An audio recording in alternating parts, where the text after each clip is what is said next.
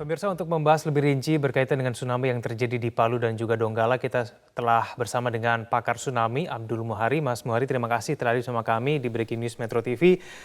Mas Muhari, data terakhir yang kami dapatkan bahwa hingga sampai saat ini listrik masih padam, komunikasi masih terbatas, lalu kemudian jumlah korban juga hingga sampai saat ini belum ada data yang pasti begitu ya, BNPB belum mengeluarkan. Tapi catatan Anda berkaitan dengan tsunami yang terjadi kemarin sore, seperti apa Mas Muhari?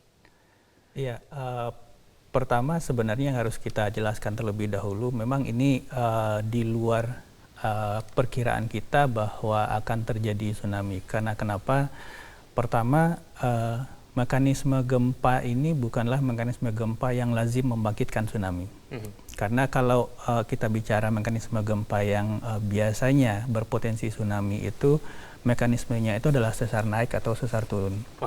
Sedangkan yang di Donggala ini itu adalah sesar geser. Setidaknya itu yang kita dapat sekarang dari analisa data seismograf yang sekarang ada dipublikasikan di laman internet. Tapi hingga kemudian terjadi tsunami, kenapa? Nah, ini yang masih menjadi pertanyaan kita di diskusi kita di lingkup tenaga di ahli tsunami, karena biasanya kalau gempa itu sesarnya sesar geser cukup besar di atas 7, itu berpotensi menimbulkan longsor di bawah laut.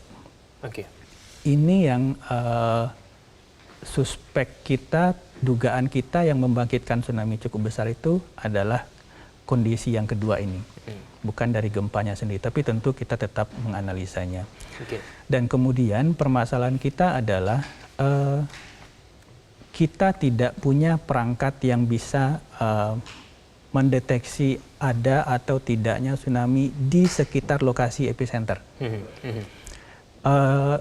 Stasiun pengamatan pasut milik BIG yang terdekat dari epicenter itu jaraknya 300 km di Mamuju. Paling dekat? Paling dekat.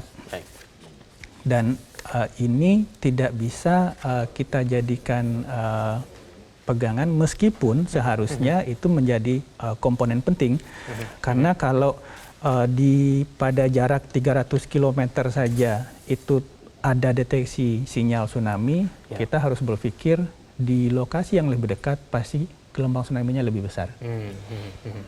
Tetapi karena ketiadaan equipment kita di sekitar Palu dan Donggala, mungkin ini yang kemudian menjadi miss untuk kita untuk memastikan bahwa kejadian tsunami itu terjadi atau tidak. Baik, Mas Muhari, gempa terjadi 17:05 kurang lebih ya waktu Indonesia bagian Barat, lalu kemudian dikeluarkan peringatan tsunami, kemudian setengah jam kemudian dicabut peringatan tsunami tersebut. Menurut Anda, apakah kemudian early warning system yang selama ini seharusnya menjadi langkah yang paling mumpuni dan juga menjadi solusi begitu ya untuk meminimalisir terjadinya korban, ini juga belum berjalan maksimal hingga kemudian ada kaitannya dengan peralatan yang mungkin Anda sebutkan tadi tidak secanggih itu yang kita miliki. Bagaimana, Mas Muhari? Jadi gempa itu terjadi 17:02 waktu Indonesia Barat, kemudian 4 menit setelah itu, kalau dalam pantauan kami, BMKG itu sudah mengeluarkan PD1 namanya, peringatan dini yang pertama. Itu sudah ada stop press-nya di media elektronik bahwa seluruh TV menyiarkan bahwa ada terjadi gempa 7,7 awalnya ya, skala Richter dan berpotensi tsunami. Kemudian disusul dengan Palu dan Donggala itu statusnya berpotensi setengah meter sampai 3 meter. Kemudian selain Palu dan Donggala itu berpotensi sampai setengah meter.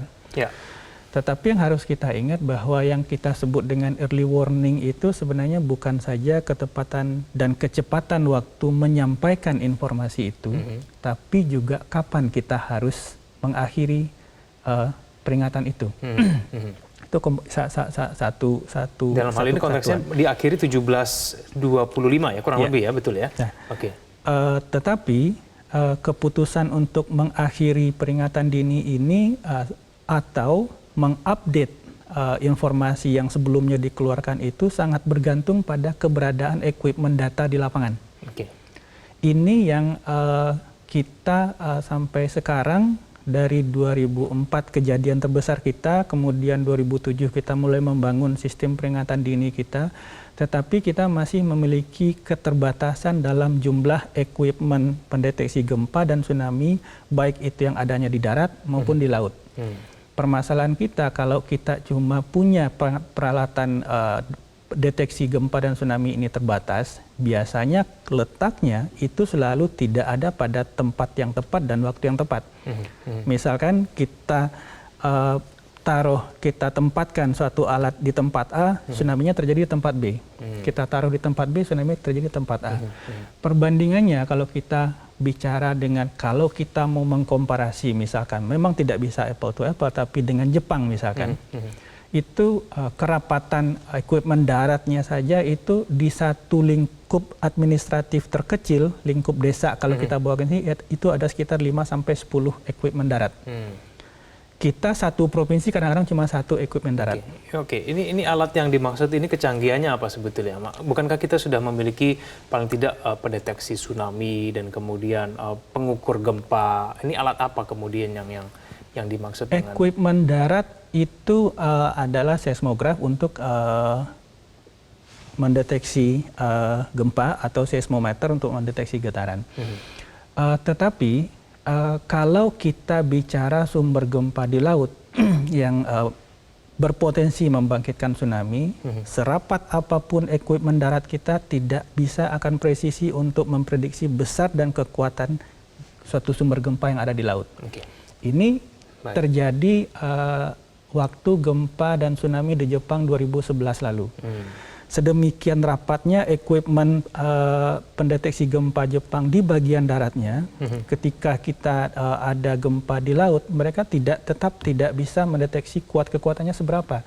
Sehingga pada saat 2011 lalu, itu Jepang tetap miss mendeteksi awalnya, yang seharusnya itu 9 magnitude, itu di awalnya cuma disampaikan ke masyarakat 7,7 magnitude.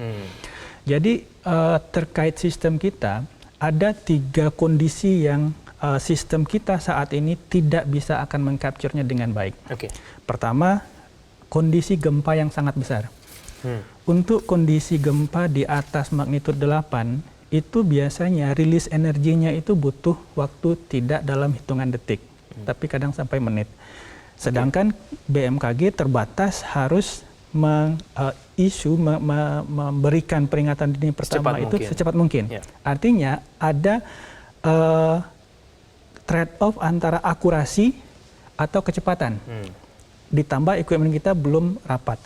Kondisi kedua itu adalah tsunami earthquake istilahnya. Tsunami earthquake ini adalah kondisi gempa yang tidak terlalu terasa, tetapi bisa mengakibatkan tsunami yang besar. Misalnya tsunami Pangandaran 2006 atau tsunami Mentawai 2010. Itu masyarakat tidak terlalu merasakan goncangannya. Tetapi tsunami yang terjadi ternyata sangat besar. Kondisi ketiga itu local dynamic.